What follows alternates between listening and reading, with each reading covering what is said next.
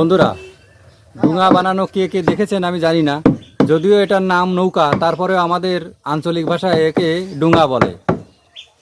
আমার ছোটবেলার বন্ধু সে ডুঙা বানাচ্ছে আর আমি আপনাদেরকে দেখাচ্ছি, আর ওর কাছে জিজ্ঞাসা করব যে এই ডুঙা বানানোর কাজ, এই কর্ম এ কতদিন ধরে শুরু করেছে।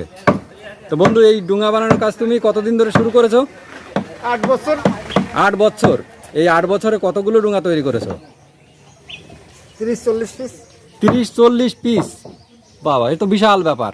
তা সব থেকে বড় যে ডুঙার তো একটা সাইজ আছে, তাই না? তাহলে এটা এই সাইজটাকে কি বলা যেতে পারে? এই যে ডুঙাটা দেখছি, এই সাইজটাকে কি বলা যেতে পারে? এটা কি ছোট না মাঝারি সাইজ? ছোট সাইজ। তার মানে এর থেকেও বড় সাইজের ডুঙা হয়, তাই তো? যাই হোক বন্ধুরা, আপনারা দেখছেন যে এই সাইজটা যদি ছোট হয়, তাহলে আমার কাছে এই সাইজটাও তো অনেক বড় একটা ডুঙা মনে হচ্ছে।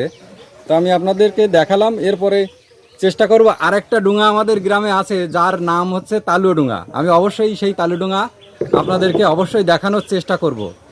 তো আজকে এই পর্যন্ত, সবাই ভালো থাকবেন।